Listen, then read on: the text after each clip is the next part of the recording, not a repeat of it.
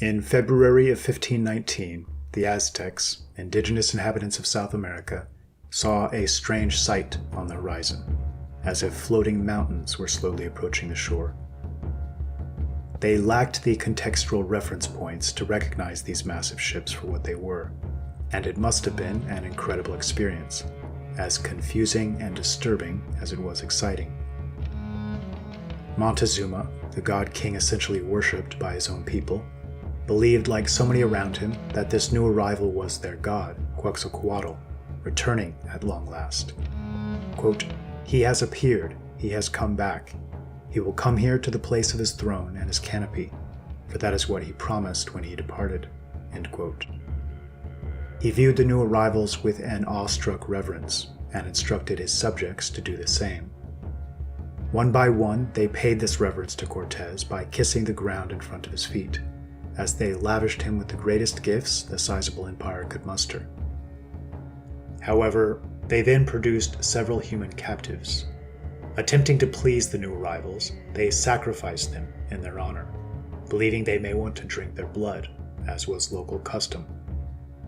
According to all accounts, the Spaniards were disgusted, and things quickly degenerated from here. Through a combination of masterful psychology, skillful fighting and tactics, superior technology, and exceptional daring, a mere 500 soldiers, approximately 10 ships and 15 horses, would go on to completely conquer, control, pillage, and devastate an empire of over 200,000 citizens. A feat that remains one of the most incredible in human history, and from a certain perspective, perhaps one of the most cruel and unjust. The looming, relevant question, one that seems little discussed and so often swept under the rug in our strange times, is why Aztec leadership was so certain that these men represented their gods, returning as promised after such a long absence. It was as if some latent genetic memory had been stirred, bringing to the fore so many of their most prized and ancient tales and myths, as they saw these massive ships and glimpsed the men covered head to toe in iron, with very white skin, predominantly yellow hair according to accounts, and with the vast majority carrying long beards. This facial hair wasn't an inconsequential thing. The descriptions and all artistic depictions of their god Quetzalcoatl show him with similar facial hair. An incredible development for a people incapable of growing such facial hair themselves. They referred to him as the bearded white god, and it said that he brought with him all the gifts of civilization, a story echoing so many similar tales from around the world. Montezuma is reported to have said, "You have graciously returned to take your throne, which I have held briefly in your place." But his kindness and magnanimous approach seemed to hide a genuine terror. Quote, "We are no match for them. We are mere nothings." End quote. And when he realized the new arrivals had requested to meet him personally, he was terrified. His first instinct was to run and hide. His anguish was such that he became paralyzed, unable to give orders or commands, lead his people, unable even to run. Cortez and his small army, likely composed of the martial elite of Western Europe, and the men most full of that type of vigor that demands challenge, adventure, and glory, are said to have challenged the Sun King to produce his best warriors in his entire empire, to test their mettle in man-to-man combat against Cortez's own best men. This terrified them still further, and after faring poorly against these new arrivals in this sporting contest, and after seeing the Spanish display some of their military technology, including the firing off of powerful cannons, the paralyzing terror reached a fever pitch, and helped lay the groundwork for all that was to come. This marked one of the most important pivot points in recorded history, the outcome of which would set the tone for the coming centuries. A meeting of two almost wholly distinct peoples, from vastly different backgrounds and cultures, separated still further by a nearly impenetrable linguistic barrier. We so often dismiss the accounts of peoples like the Aztecs or Mayans or Inca, along with several other cultures, as they speak to their origins and myths and history, as if these stories are purely fanciful invention, as if they know nothing of their own history and simply crafted these stories out of thin air. A perspective that seems strangely hypocritical for a modern academia that increasingly seems so eager to reject European historical accounts and embrace all testimonies from those with whom they dealt. Though perhaps this is part of the issue here. The accounts of their past and the origins of much of their most foundational technology and cultural achievements selflessly gives credit to what seems to be a foreign element, arriving on ships from faraway locales. Even today, many tribal elders openly state, especially with regard to the Mayan and Aztec empires, that the Great Pyramid structures and megalithic constructions weren't of their own creation, and they do so in a matter-of-fact manner and with full confidence, as if this history and these truths were passed down in a direct, unbroken line through the generations. There are two takeaways I think are most important and relevant here with regard to our subject at hand. Firstly, Montezuma, described as long-headed and taller and larger and fairer in complexion than his subjects, claimed royal descent and claimed to merely be keeping the throne in the absence of the men he felt had returned to reclaim it. And this didn't seem to be a lightly held belief, as evidenced by his later words and actions, and his tragic, paralyzing confusion that proceeded to play itself out, when these men he'd taken for returning gods began to show themselves to be men seeking glory, riches, and to test themselves and their abilities against this hitherto unknown race. And what a strange and conflicted position this leader must have been in if his story was accurate, and he really did share a genetic and cultural connection to ancestors of these invaders. And this leads to the second most important takeaway. The moment in which the relationship between the two people seems to change into a more adversarial and confrontational dynamic is incredibly telling. Montezuma, ironically attempting to ingratiate himself and pay the greatest respects, immediately chose to engage in human sacrifice in their honor, naturally, even flippantly, and with little hesitation, further proving that this had become a custom, stretching back many generations. The Spaniards wrote much about their deep-seated disgust at the practice, and I truly believe this was the turning point, the moment at which they, unfortunately, ceased to view these men as worthy of mutual respect, and subsequently began their journey of total domination, destruction, and decimation. And it wasn't exclusively human sacrifice that caused their way of life to appear especially cruel and brutal, even to men like Cortés and his small army, who were certainly capable of brutality of their own, but also the manner in which they engaged in warfare and treated their prisoners, and the grotesque artistic depictions of the gods they sacrificed to. It was as if they'd fallen under the sway of dark forces, to summarize the perspective reflected in Spanish accounts. And here's what I find most interesting and telling here. Quetzalcoatl, the radiant, bearded figure who arrived from the ocean to help grant gifts of culture, leadership, and organization, had apparently banned this practice of cannibalism, blood sacrifice, and wanton cruelty. It was almost as if two separate cultures had been competing for supremacy in the region throughout the historical period. One based around fear, around cannibalism and blood drinking, similar to Phoenician and Canaanite practices, representing the forces of entropy, death, destruction. The other seemed centered around the polar opposite, around positive and healthy creation and life. Quetzalcoatl seemed to epitomize these latter forces. And yet, the fact that the Aztecs slowly reverted to serving what seems to be these darker forces, as so many generations came and went after he departed, seems to stand as clear proof that this doctrine requires firm leadership and constant vigilance to avoid an inevitable backsliding into an embrace of the worst aspects of our human nature. This dynamic, this interplay and battle between two seemingly polar opposite doctrines and philosophies, and one might even say archetypal forces, doesn't seem confined to South America, but appears in what seems to be related peoples over and over again across time and space. In the intriguing documentary Skeletons in the Cupboard, created by Peter Marsh and Gabby Plume, and well worth a watch, which I've linked in the video description, they lay out clear proofs of a unique population arriving in the general area of New Zealand long ago, who also came bearing gifts of culture, civilization, technology, and new concepts and philosophical and spiritual frameworks. They were said to have had extremely fair skin, reddish hair, and to have been taller in stature and peaceful in their disposition, not there to enslave or abuse or create cults of human sacrifice, but just the opposite. Just about to mention old Maggie Papakuta. She was probably, or is the most famous of all our guides.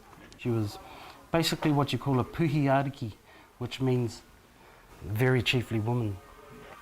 Anyway, she wrote a book called The Old Time Māori, and it's probably the best reference for what went on in the old days anywhere. Putiputi's father was of the tangata whenua or the Urikehu clans, okay, which were the people that were basically here before we got here, okay? Well known to be, you know, tall, fair-skinned, definitely not little fairies. This lady, Putiputi's father, was of that clan.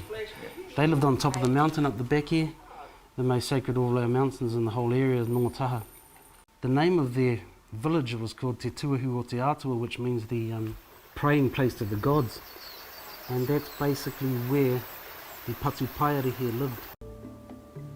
You go back to the islands, you're not going to see the swirling, the intertwining things, you know? Where does this come from? And it's like, man, I could translate that and make it look exactly like a Celtic pattern. You know, so we had to be influenced by peoples or surroundings that were already here. And a lot of them actually have very traceable whakapapa that's much, much older than any of the Polynesian Maori whakapapa, and they know where they came from. I know one individual, an old kuia, a very dignified lady, who claims to come out of Persia. And the area that she's talking about, very close to India. And when we did DNA analysis on this lady, it shows a high incidence of her blood group or her DNA in the Persian area, so she's quite correct. But then the second big block, if you like, of people that share her DNA are found in Peru.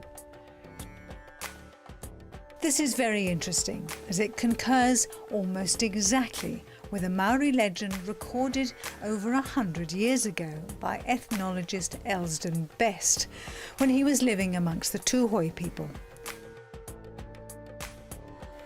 The legend tells us that their ancestors in times long passed away, 165 generations or around 3,500 years ago, migrated from a hot country named India. The cause of this exodus was a disastrous war with the dark-skinned folk in which great numbers were slain. This war was recorded in the Indian epic known as the Mahabharata. The legend continues on to describe their voyages which eventually took them into Polynesia. They crossed the oceans to Tawhiti Roa, a long, skinny land believed to be Central America, and then on to Tawhiti Nui, a very large land, South America. And from there, they ventured into the scattered isles of the Pacific. Perhaps it's time we track down the lady that Martin spoke of and got her story firsthand. Gorgeous kids, eh? We've always believed, from the history that was handed down by Piki Te Piki Kōtuku, our great-great-grandfather, that we came from this ancient place outside of Egypt, named ancient Persia. Today it is named Iran or Iran, whichever way you want to say it. Well, when I told my family, they were proud when I told them that they came from ancient Persia. Some of them said, "Oh, are we Arabs?" I said, "Well, actually, we'd be described as being Egyptian." more than Arabs. There they are. Hello. This is only some of them. I got 64 together. Yeah, that's Expensive grandchildren, Christmas. greats and great-greats. We're quite proud of it. We wonder what motivated Monica to publish her story. Well, in 2006, I was at the hearings, and this witness was saying that we were no more, that Ngāti Hotu had been wiped out, eaten out. It was quite hurtful hearing this story, and I was sitting there and I thought, oh, hell with this. I'm going to take this through the Waitangi Tribunal and prove that we still exist. And I gave my history, the history that was handed down from Te Piki Kōtuku. And the judge at the time, which was Judge Wainwright, she put it on the internet and it went worldwide, and there was a lot of hits came back from everywhere who knew of the people of Ngāti Hotu. And it was seen by the e-Local magazine, who took up the story. And from there I did my DNA with the Geographical Society DNA Registrar.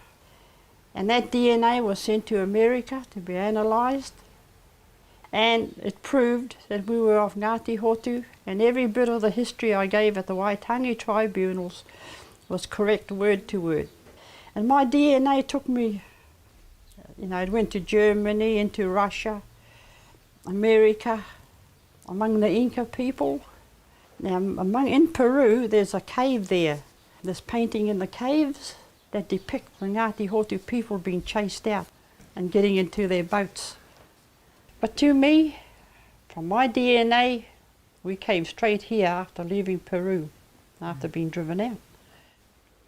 In South America, there is plenty of evidence of native people with golden hair and green eyes. For example, the Oricano, the Paracas redheads, and the Chachapoya blonde-headed cloud people of the Andes. Waitaha is the name of the people who have been in this land for many, many generations. 67 generations ago, Rakai Hotu arrived here. The Waitaha people were here for many, many years before the arrival of large numbers of Maori people. They lived in small scattered communities right throughout the length of these islands and offshore islands. Well, we facetiously sometimes say that Waitaha welcomed the Maori, and we did welcome them. But eventually, in time, we were, I guess, overrun. And because the last remnant populations were in scattered places, and because the colonial historians who came to these lands didn't ask, didn't inquire, the stories have remained in the shadows. The redheads of New Zealand are not alone. There are legends and documented records of early explorers meeting the red-haired people throughout the Pacific. For example, when Captain Wallace on HMS Dolphin visited Tahiti in 1767, they noticed that over 10% of the population were white-skinned with golden hair, especially on the islands of Huahine and Ra'ietea, a name that originally meant the white-skinned people of Ra. But I think a female skeleton out there was somewhere in the vicinity of 7 foot or a little bit over, and there were some male skeletons found that were taller than that. Whenever these skeletons are found, they're turned over to iwi and destroyed. And you found that the old people, if they thought you were worth talking to, would take you aside and they'd tell you all the old stories. So we just knew what the history of the country was directly from the Maori kuias and elders themselves. Came back to New Zealand in 1974 and noted that there was sort of an enforced amnesia being put over the people of the country, where we just weren't allowed to know that old history anymore. And it seems we were being led to forget all of that for somebody's political agenda or for political expediency. And I knew it to be false, and I watched as our older history books were taken off the shelves of the libraries and replaced by sort of a new wave of Marxist history books that negated all of that former truth. And mind you, all these books that have been written up of Ngāti Hotu, they all go to the fiction shelf today. A great many people say we don't exist. The law of this land says we don't exist. The Minister of Treaty Settlements says we don't exist. But we are here, our oral traditions are here, still alive and well, and resting with people who are carrying on that tradition. We've kept our history to ourselves. We would never have told it. There's no use telling it because no one would believe you. They just think you're a crank and a nut pot. But this is what is going on, you know. Our institutions and the brainwashing that's going on. They've rewritten New Zealand's history. From Wellington? Yeah. And that's iwi or? Oh, it's governmental, departmental control. They don't want anything pre-Maori or pre-Tasman to come out. It was easier to sweep us under the carpet. Because today our fight is really against the Crown, not the Waitangi Tribunal itself, or the people. You can't blame the people when they got, you know, when they've got the power behind them. If we could have a Royal Commission of Inquiry and get the true, you know, academics in New Zealand and the groundwork people, do a complete, all the evidence is there. The documentary goes on to discuss the numerous cultural and genetic links between historical peoples in Peru, Egypt, the Middle East, and the Pacific, including Easter Island and New Zealand. And interestingly, as I was finishing part 2 in this series, Brian Forrester was releasing a video positing a theory that the now famous Cloud people of Peru seem to have the strongest genetic connection to the area around the Black Sea, and that he believes them to have traveled from the approximate region of modern-day Western India or Eastern Iran, which of course fits in perfectly with what we've just heard from the Watana matriarch. Though as far as I'm aware they haven't yet tested the patrilineal DNA, recent testing of an infant who died in Paracas approximately 2,000 years ago belongs to the matrilineal haplogroup U2E1, which is found in Proto-Germanic and Proto-Slavic peoples. And other remains tested from as recently as 1,000 years ago, tested as maternal haplogroup T2b, again a European haplogroup most commonly found in the British Isles, Baltic states, and Scandinavia. All of this lends still more weight to the idea that ancient Persia and India was an epicenter for a great deal of history we have yet to properly understand, and that branches of fair-skinned seafaring people extended far beyond what conventional history currently gives credit for, seemingly spurred, so often, by natural disasters or major wars or conflicts. This branch that seems to have extended into South America, and subsequently into the region of New Zealand and Easter Island, seems to have separated from this larger family at a very early date, likely around 1500 BC. And likely has an incredible story, still waiting to be told. Ignatius Donnelly's landmark work, Atlantis, the Antediluvian World, which contains a wealth of valuable data points and information and context, regardless of one's opinions on the specific conclusions he draws, speaks of the Prussian polymath and first great scientifically minded explorer of South America, Alexander von Humboldt, coming across numerous plants he knew weren't native to the area, including a specific palm tree found in the Middle East, indicating their recent introduction. He speaks to his view that the Mayan alphabet is kindred to the Phoenician, and even flatly makes the claim that he believes the original Mayan people were, quote, of the white race. He speaks to numerous strong connections between South American empires and Egypt, and cites pyramids and their seemingly beyond coincidence peculiarities in their construction and their unique cultural significance as being one of the clearest examples. Cortés himself, in a letter to Charles V, claims he counted over 400 of them in one region, and this brings to mind the mound builders in North America and the similarity of these mounds to Kurgan burials. Donnelly goes on to speak to the startling similarities between the ancient Peruvian and European peoples, including having an order of women vowed to celibacy, essentially Vestal virgins, and they're dividing the year into 12 months. Quote, Senor Lopez's view that Peruvians were Aryans that left the parent stock long before the Teutonic or Hellenic races entered Europe is supported by arguments drawn from language, from the traces of institutions, from religious beliefs, from legendary records, and artistic remains. End quote.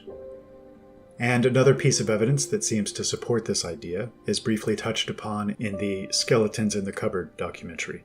Namely, that the branch of this family that extended into South America and into New Zealand and the islands seemed to lack the disease immunities carried by those whose ancestors lived on European soil during the Great Plagues around the Middle Ages. When Captain Cook visited Tahiti 2 years later, the golden-haired people had all but disappeared.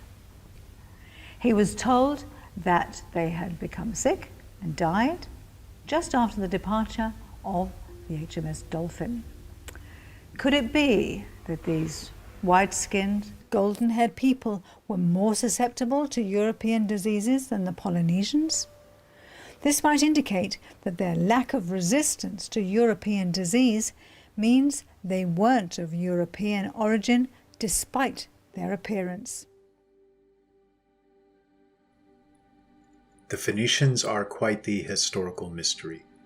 So often clumsily used as a catch-all term and given credit for so many of the findings of what seems to have been an international trade empire, they clearly don't seem to be responsible for many firsts, and those who deserve this credit may still be poorly understood.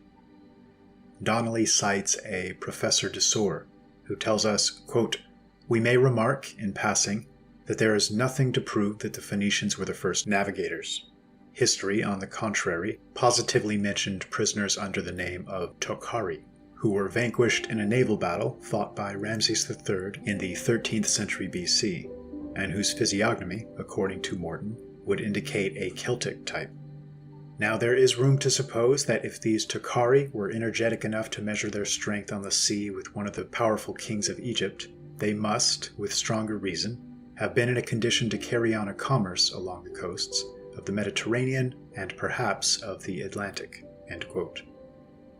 And of course, these Tokhari call to mind the Tokharians and the Tarim Basin mummies along the Silk Road trade route. With regard to the Phoenicians, the only written physical description, to my knowledge, comes to us from Jason and the Argonauts. Quote, The son of Eetes looked like a Phoenician merchant, black of beard and with rings in his ears, with a hooked nose and a gleam of copper in his face. End quote. Although the OLB doesn't state this directly, if the totality of context it provides is true, the Phoenician seems to be an outgrowth, one might even say a bastardization, of the unique Phrygian expression of naval and trade power. What I find so striking is the fundamental differences in culture and worldview and philosophy between the two. The Phoenician and Carthaginian element became known for its perfidy, its strange blood rites and probable child sacrifice, possibly even cannibalism, depending on the sources one trusts. The Phrygian, on the other hand, reminiscent of the Scythian or Gothic or larger Germanic culture in general, seem to represent the opposite, and seem to actively seek to spread good things to those they came in contact with, especially with regard to laws and systems of justice, and sought to lead in this respect by example. Might it be that these two groups were initially one, and that over the long stretch of time, certain enterprising personalities realized much more was to be gained through fear, slavery, and subterfuge? Or that perhaps this wasn't a wholly conscious shift, but simply a falling away from the noble ethical foundations they found too restrictive and hampering their bottom line and trade profits? The evidence for what appears to be Phoenician influence in and trade with the Americas, stretching back to 2000 BC or beyond, is compelling and ever-growing. This is highly speculative, but might it be that this cult of human sacrifice that so disgusted Quetzalcoatl was a product of this influence? Might it be that the Aztec and Inca peoples were visited at different times by both of these two disparate cultures? The first of which established practices like human sacrifice, and the latter of which abolished these, and instead brought gifts of knowledge, culture, and a higher standard of living? Archaeologist Pierre Honor stated openly in 1962 his belief that pre-Columbian Mesoamerican civilizations were built by a fair-skinned people from the vicinity of Crete. Famed Norwegian explorer Thor Heyerdahl is one of the great many who shared similar beliefs. And there are some interesting possible etymological connections, though, as always, each one of these individually should be taken with a grain of salt. The term Mayans seems quite similar to the Minyans, which we'll discuss in a moment, the Minoans, the Mycenaeans, and, of course, is phonetically very similar to Frians. The Perus, spelled P-U-R-U, represented a confederacy of Rigvedic tribes involved in the major, quote, Battle of 10 Kings in ancient India, and King Porus is even speculated to have received his name accordingly. The OLB speaks to a sea king and Fraian captain named Inca, who chose to sail off into the unknown and wasn't heard from again. And the Mayan god Kukulkan is so similar to the Irish Cuchulainn, or Cuchulainn, that there's now open speculation that they may represent one and the same cultural tradition. These linguistic connections are tricky, and should always be approached with caution. While some may be extremely important, even keys to solving the most important of historical puzzles, others may be so indirect that they might be seen as wholly coincidental or meaningless. But I have no doubt that the key to solving so many of the questions we face is a deeper understanding of language and its development. The term Ralda for God, or the Allfather or Allfeeder, is connected to our world, though this world meant much more than merely earth in their manner of usage, in the same way that mind refers to something much more than a physical brain. WR connects to OER and UR, which in German is a prefix meaning original or most ancient, and brings to mind that first and most powerful city in recorded history, whose dynastic line, interestingly, ruled over a confederacy of city-states. And I find the term all-feeder to be an excellent one, evoking the concept of the divine feeding into and flowing through all creation, with mankind, at his best, acting as ideal conduit, and representing the only creation we're aware of, with consciousness enough to spark desire for higher consciousness. Much like the Phrygian connection, the Sumerian connection is a bit striking, especially when coupled with Waddell's research, comparing Sumerian, Egyptian, and Indian kings lists mentioned in the last video. The Sumerian link is fascinating, and there's far too much on this subject to cover in this video. Their foremost stories and myths, when stripped of the specifics and reduced to their essences and core elements, have countless parallels with the stories and myths of Northern Europeans.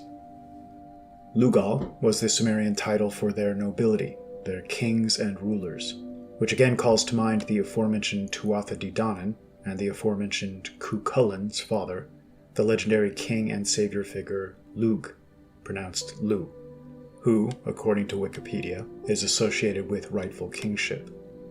Lugh, or Lu, refers to the Celtic word for light, very likely connected to the Proto-Indo-European luk, meaning to shine, the Old Frisian word loga, meaning flame, and to the Greek logos.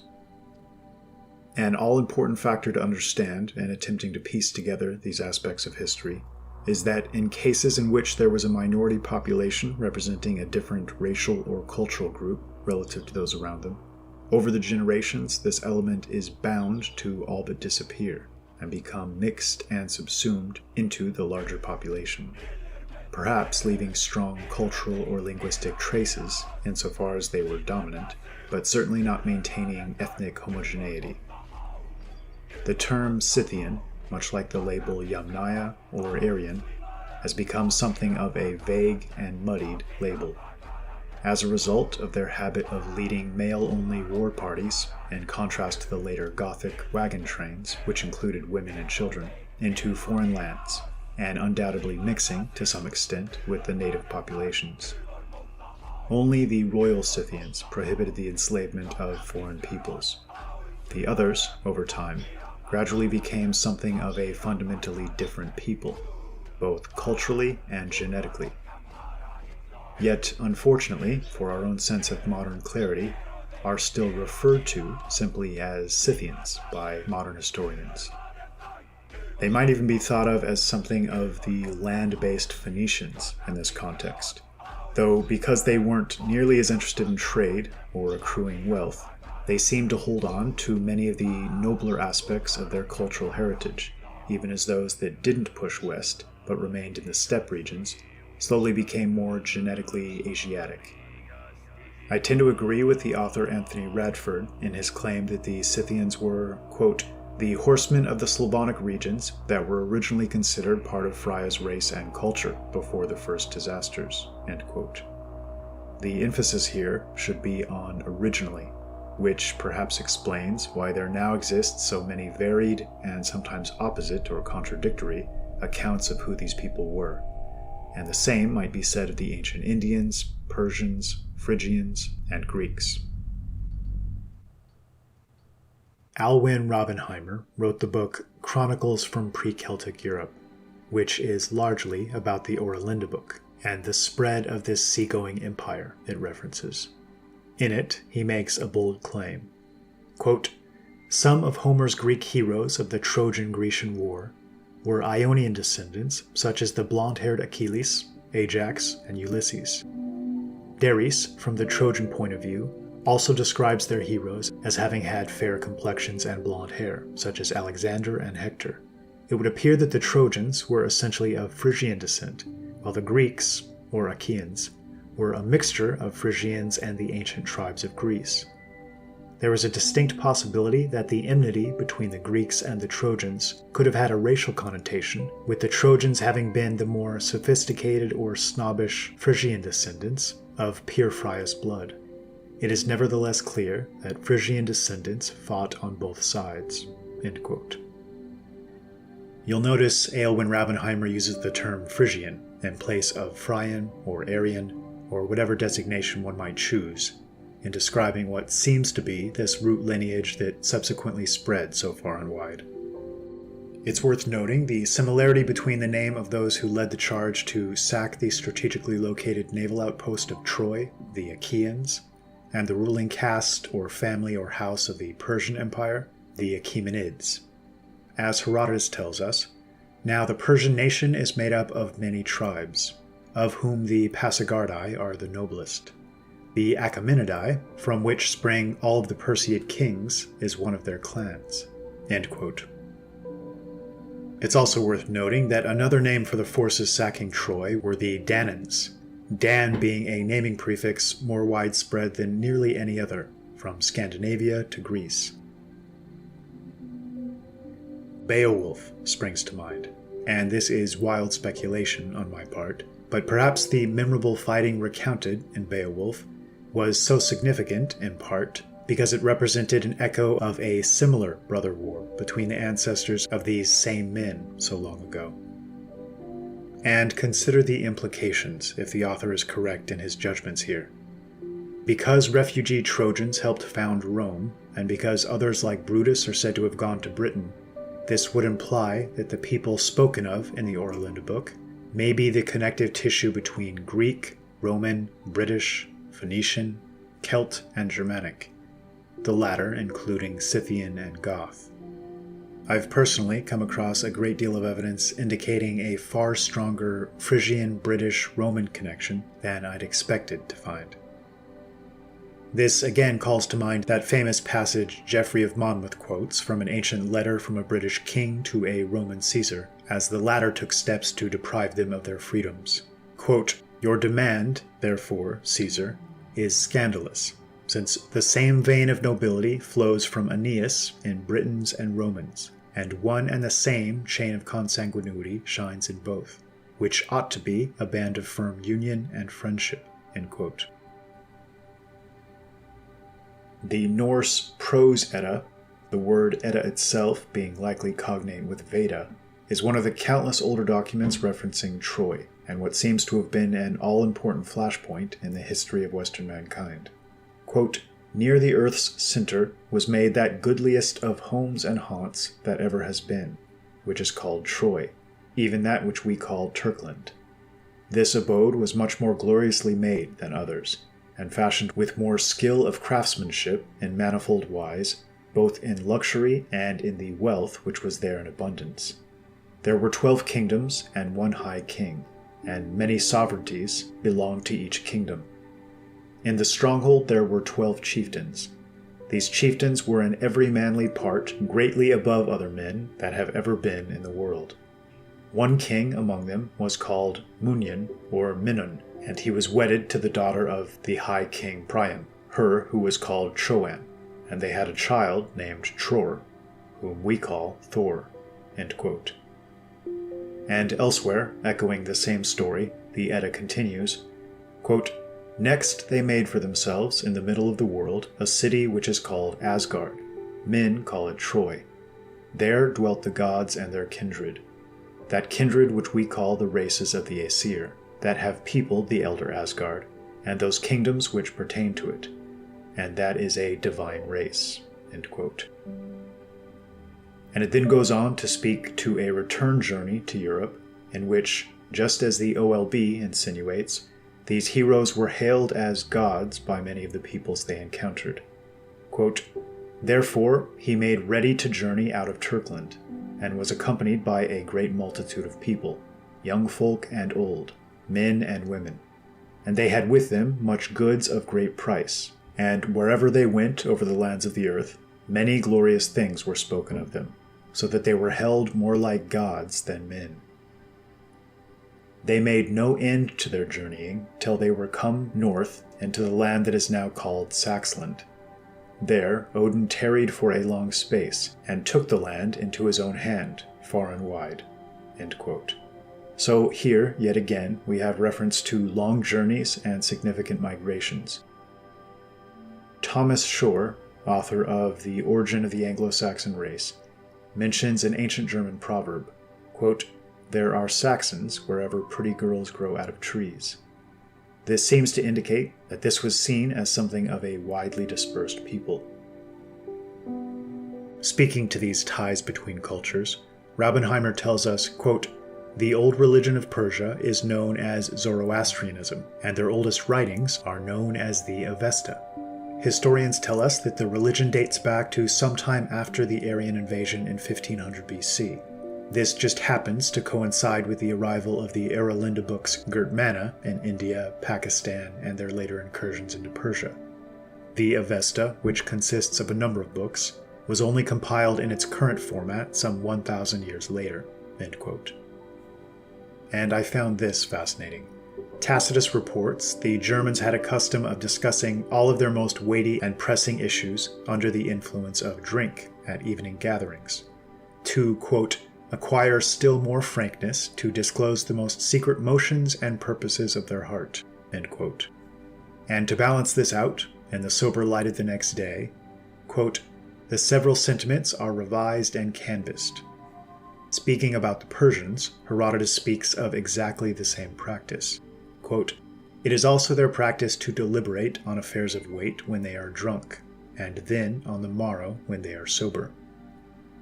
And speaking further to this Aryan invasion, the author goes on to cite a report by one Bijal Trivedi entitled "Genetic Evidence Suggests European Migrants May Have Influenced the Origins of India's Caste System."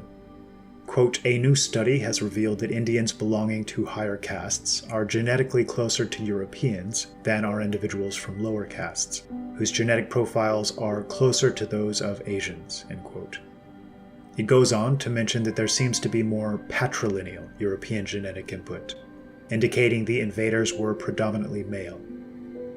Finally, he goes on to make a point I feel is vital, citing a Professor Norman Brown, quote, "The evidence of the Rig Veda shows that during the centuries when the Aryans were occupying the Punjab, and composing the hymns of the Rig Veda, the northwest part of the subcontinent was culturally separate from the rest of India. The closest cultural relations of the Indo-Aryans at that period were with the Iranians, whose language and sacred texts are preserved in the various works known as the Avesta, in inscriptions in Old Persian, and in some other scattered documents. So great is the amount of material common to the Rig Veda Aryans and the Iranians that the books of the two peoples show common geographic names as well as deities and ideas." End quote. Raubenheimer goes on to speak to the Oera being the only work that explains the Germania in ancient Iran connection to the name of Germany as used today. It's also worth noting that Freya is mentioned by name in the Avesta, as are the quote, laudable descendants and posterity of what they refer to as the Freyana house or lineage. Something I've personally noticed with regard to the history of Persia in this time period, there seem to be endless references to Parthian princes and a ruling caste that sounds very much like the knights and barons in feudal Europe. Might it be that this mounted elite wasn't so much Iranian or Indian, but rather both? Part of a larger cultural group which straddled borders as we know them today? Connected to the Sakai discussed in the video on the Scythians? To my mind, this seems far and away the most logical and likely possibility. And on this topic, the prefixes min and man are both highly significant and frequently used in the names of heroes and cities in ancient histories. We've discussed man previously, the root of the Indian Manu and the German Manus, and I should add that Easter Island, home to those hauntingly mysterious statues all facing east, was said to have been first founded and settled by a tall red-headed people and had an important ritual competition called the Tangata Manu. But let's turn our attention to the min prefix. We discussed Minerva and Minos and hinted at a strong connection to the coastal power that was the Minoans. And a recent study done on ancient Minoan DNA shows it to be most similar to populations in Western and Northern Europe. According to the late Professor Emily Vermeil, the Minyans were the first wave of true Hellenes in Greece, around 2000 BC. Minyas was the founder of Orchomenus, Boeotia, and often referred to as a son of Poseidon. Pharaoh Menes of Egypt may well be cognate here. The linguist and paleographer Hubert Lamarle suggests that the name Minos is expected to mean ascetic, as Sanskrit Muni, and fits this explanation to the legend about Minos sometimes living in caves on Crete. And there exists a work by unknown author entitled Periplus of the Erythraean Sea, which contains this interesting quote. Before it there lies a small island, and inland behind it is the metropolis of Scythia, Minagara. It is subject to Parthian princes who are constantly driving each other out. This name, Minagara, is purely Old Frisian. Here we seem to have a connecting tie between Scythians, Persians, Indians, and the Phryans of the OLB. A Scythian metropolis in the Indus Valley with a Frisian name, often subject to Parthian, Iranian princes. When we consider the extremely close ties and heavy overlap with Troy, Greece, Egypt, Minoans, and Mycenaeans, an incredible interconnected picture begins to emerge. This is fascinating to me, and like so much more information in a similar vein, seems to hint that perhaps this was, at one time, essentially a singular people, or at least a very close family of kindred peoples, who certainly didn't draw the same dividing lines between themselves as we're attempting to draw today. What if the term syncretism, so often used to refer to neighboring nations borrowing customs or beliefs from one another, wasn't the most accurate framework, and that these customs or beliefs instead sprang from a single root? Another finding that seems to support this theory of a confederacy of peoples are the constant references to massive armies being fielded in times of need, drawing in men from different nations with different martial specialties.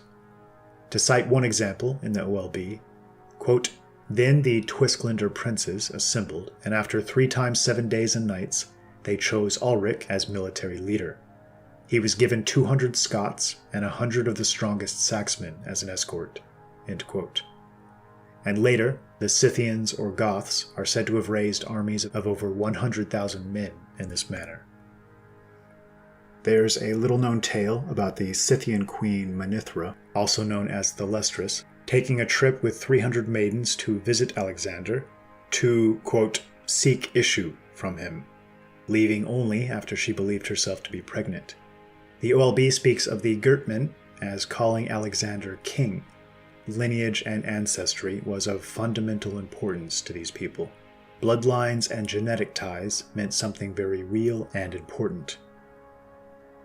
And consider these mounted warriors, whether it be the Aryan invaders that swept into India, or the Parthian princes so often mentioned, that seem to represent an aristocratic ruling class.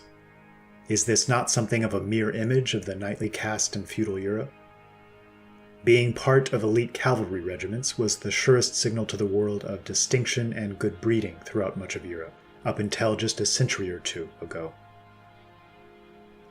Intriguingly, in territory in India formerly under Achaemenid control, Alexander meets and defeats a renowned warrior King Porus, as he and his men push into northwestern India, a man said to have been over 7 feet tall. Details are scant as to the specifics of his background, though tellingly, it's said that his vanguard soldiers carried a banner of Heracles. Alexander was so impressed with the caliber of the man that he left him in charge of a vast swath of territory as he departed. Heracles, also known as Hercules, seems to be a foremost example of the ties that bind these brother or cousin peoples together. Alexander's own famed lion helmet was of the lineage of this same Heracles, who was, of course, a hero to the Greeks. Quote, "the greatest of Greek heroes, a paragon of masculinity, the ancestor of royal clans who claimed to be the Heraclidae, and a champion of the Olympian order against the chthonic monsters." End quote. Roman emperors, too, identified themselves with Hercules, and Tacitus tells us, the Germans, quote, "sing of him first as the foremost of all heroes when they are about to engage in battle." End quote. Dionysus is a similar figure, likely involved in the Aryan invasion in India somewhere around 15 to 1600 BC. Megasthenes tells us, quote, "Dionysus taught Indians several things, including how to grow plants, make wine, and worship. He founded several large cities, introduced laws, and established courts.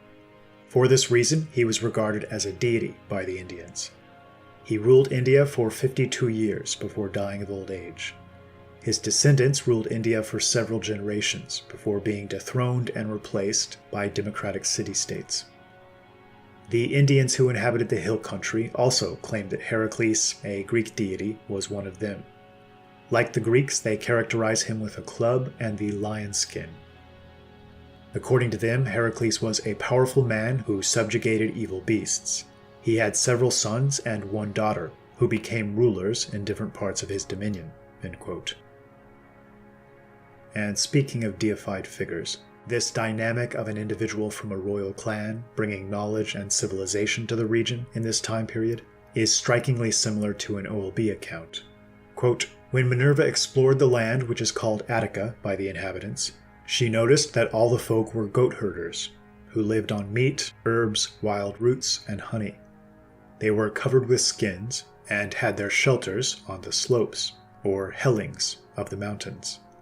Therefore they were called Hellingers, Helens, by our own folk. At first they ran away, but when they saw that we were not after their possessions, they came back and showed a great willingness to become our allies. Minerva asked if we could settle there in peace. That was permitted on the condition that we would help them combat their neighbors, who regularly came to kidnap their children and rob their possessions. Then we built a burg at 1.5 pole distance from the harbor. On Minerva's advice, it was called Athena, because, she said, those who come after us must know that we did not come here by cunning or violence, but were received as allies, or Atha." End quote. The thing I find so unique and admirable about the Scythians, the Goths, the Spartans, the Germans, as recounted by Tacitus, and the Phryans in the OLB, is that their metric for a successful nation wasn't its wealth, or even its military strength or territorial holdings. First and foremost, as a foundation upon which everything else might be built, they seem to have sought to cultivate justice in the highest sense of that word, and to live and deal with others honorably and nobly. I can't help but think they may have been some echo of Plato's beautiful account of the men behind the sprawling empire of sea kings before the deluge in Critias. Quote, "For many generations, as long as the divine nature lasted in them, they were obedient to the laws and well affectioned towards the god whose seed they were. For they possessed true and in every way great spirits, uniting gentleness with wisdom in the various chances of life, and in their intercourse with one another. They despised everything but virtue, caring little for their present state in life, and thinking lightly of the possession of gold and other property, which seemed only a burden to them. Neither were they intoxicated by luxury, nor did wealth deprive them of their self-control, but they were sober, and saw clearly that all these goods are increased by virtue and friendship with one another, whereas by too great regard and respect for them, they are lost, and friendship with them." It's important to note that although there certainly seems to have existed a seagoing empire with virtual limitless reach, as so clearly evidenced by similar megalithic structures found in key positions around the world, and constructed in similar manners, how much the empire resembles Plato's account and modern conceptions of Atlantis is an open question. And the date given for its own destruction clearly predates the later flood of 2193 BC. But the possibility certainly exists that the sea kings of the OLB were of the cultural lineage and perhaps even genetic descendants of these sea kings of a more distant age. In previous videos, we discussed the Phrygian conception of God, and as Tacitus mentioned in his description of the ancient Germans, their refusal to worship idols or any of the minor deities created over the generations. But there's another factor that leads me to believe a singular mode of spiritual belief may have dominated across all Aryan peoples long ago. Because languages develop as utilitarian tools to navigate our day-to-day reality, they fail utterly when it comes to speaking to the highest matters, especially the nature of the divine. In what I believe was an attempt to bridge this gap, the most important ancient spiritual texts from Iran to India to Scandinavia employ a creative method, one that I've come to deeply appreciate. Because they believed that the highest conceptions of beauty and perfection were the most pure manifestations or reflections of God in the material world, and because no single one of these aspects could come close to beginning to do him justice, we'll often find a list of several conceptions being used, which, taken together, create something of a new word, in a sense, a new name or label or idea that comes a bit closer to capturing the essence they're attempting to communicate. In the Norse Edda, Gangleri asks about the nature of God. The response is that he had 12 names. The first is Allfather, and the others are things like the Spear Lord, the Far-Speaking One, the Protector, the Destroyer, and so forth. This seems to find almost an exact parallel in the Bhagavad Gita, in which several descriptions, those representing various aspects of power or perfection or excellence or wholeness to the human ear, are listed as different manifestations of the divine. Quote, "Of lights I am the radiant sun, of letters I am the letter A, of senses I am the mind, of immovable things I am the Himalaya." End quote. The Oera speaks of many well-known figures, Odin, Minerva, or Athena, Minos, Neptune, and laments that these individuals, though great and worthy of respect, were deified. Is it possible that the gods of the Asir, or of Mount Olympus or Athens, or the Vedas in India or the Avesta in Persia, and figures like Heracles, Thor, Ulysses, or Jason and his Argonauts, were simply exceptional human beings, whose abilities as rulers and governors and cultivators of wisdom and culture caused them to become deified and gradually become ever more enthusiastically worshipped as time and distance in splintered cousin peoples slowly eroded the universal conception of a single All-Father as the one and only true God, leading to hero worship of those figures who are seen as the best expression of this divine nature, a worship perhaps stoked and capitalized on by clever, self-serving priests who saw a clear path to greater power and control by acting as supposed intermediaries. It's striking how many of Europe's leading minds, upon discovery of the oldest works in Persian, Greek, and Sanskrit, felt the most powerful resonance. In many cases, they seemed shocked at how the ideas they expressed felt in no way foreign. German Indologist Jacob Wilhelm Hauer's admiration centered on the Bhagavad Gita, describing it as a work of imperishable significance, arguing that it called on people to master the riddle of life. And speaking of the surname Hauer, to give some idea of the modern Frisian, seen things you people wouldn't believe. Attack ships on fire off the shoulder of Orion. the most recognizable or well-known might have been the recently departed Rutger Hauer of Blade Runner renown, who died in Friesland in 2019. Interestingly, the documentary movie created about the man was titled Blonde, Blue Eyes, and it's not surprising. There is something strikingly unique and increasingly rare about the man's appearance.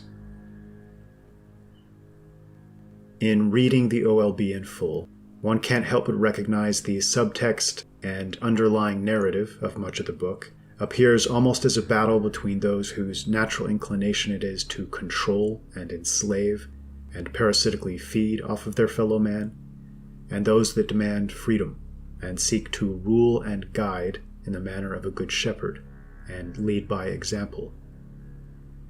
I believe both of these groups had a much more extensive knowledge of the world than modern historians give credit for, and maps like the Piri Reis and artifacts and structures and myths and stories seem to back this up. The clip played earlier spoke to a likely migration of Celtic peoples from the region of India and Iran, but it's worth noting there's a Scottish legend speaking to the willing banishment of one Tain More by the Scottish King Alexander, along with 95 individuals representing his friends and family. It's said that, quote, men in Tain's lineage were often well over 7 feet tall, and generally had red hair, blue eyes, and fair complexions. Tain and his men were said to be behind the introduction of many non-native trees in the area, and it's speculated that there may be a connection between the Maori term for the god of the forest, Tain, end quote. How is it that a Scotsman around 1200 AD might be sent to such a faraway location unless the region was already well known, understood, and clearly charted? I tend to think such journeys were taken many times before by a larger culture as yet poorly understood. It seems to have been familiar with North and South America, Greece and the Middle East, India and Iran, New Zealand, Easter Island, and virtually everything in between. How unified this confederacy was at any point after what seems to have been a cataclysmic deluge remains to be discovered. But the evidence seems to indicate that they were seen as something of a royal lineage, with several branches, and yet only began to embrace this perspective of unity when their world began to crumble and necessity demanded it. Quote, disaster hovers over Freya's lands, carrying yoke and chains. So all tribes that have sprung from Freya's blood must cast aside their nicknames and only call themselves Freya's children or folk. You must all rise and expel Finda's folk from Freya's domain. If you do not, you shall find slave chains placed around your necks. The foreign masters will abuse your children and have them lashed until their blood seeps into your graves. The spirits of your ancestors will come to wake you and blame you for your cowardice and carelessness." End quote. This same spirit of freedom at any cost seems well exemplified by the Scots-Irish and encoded into the Declaration of Arbroath. as well as the Anglo-Saxons and their Declaration of Independence. I'd like to end with one last passage from this exceptional work, which speaks to the importance of eternal vigilance and wariness, and recounts the death of the last of the Berg mothers, thus finally severing the tradition. Having been kidnapped by a corrupted foreign leader called a magus on a ship sailing out to sea, he asks her, quote, "Frana, since you are clairvoyant, tell me if I shall be master of all Freya's lands and nations." At first, Frana ignored him, but finally she opened her lips and spoke. "My eyes are blurred, but the inner light of my soul emerges. Yes, I can see. Hear, earth, and rejoice with me. When Aldlin drowned, the first spoke of the Yule wheel stood at the top. Then it went down, and so did our freedom. When 2 more spokes, or 2,000 years, have passed, however, the sons who were born out of the fornication between princes and priests and the folk will stand up and speak out against their fathers. These sons will all be murdered, but what they shall have said will be remembered and bear fruit in the hearts of resolute people, like good seeds that were laid in your soil. Another 1,000 years the spoke shall descend and evermore sink into darkness and blood, shed over you when princes and priests deceive. But then the red of dawn will start glowing again. Seeing that, the false princes and priests will join forces to keep freedom down. But freedom, love, and unity will strengthen the folk and rise out of the gutter with the wheel of time. The light that started as a glimmer will eventually turn into a flame. Blood of the villains will flow over you, O earth, but you must not absorb it. Toxic creatures will drink it and perish. All vile histories that were made up to propagate the princes and priests will be offered to the flames. Finally, your children shall all live in peace." When she had spoken, she collapsed. The magus had not understood her well, and cried, "I asked you if I shall master all Freya's lands and nations, but you spoke to someone else." Frana straightened up, stared at him, and spoke, "Within 1 week, your soul shall wander about the graves with the night birds, and your corpse will lie on the bottom of the sea." "Very well," said the magus, hiding his rage. "Tell them I am coming." And to one of his men, "Throw that woman overboard." That was the end of the last mother. We do not ask for revenge, as time will provide that, but we cannot repeat Freya's cry enough. Watch, watch, watch.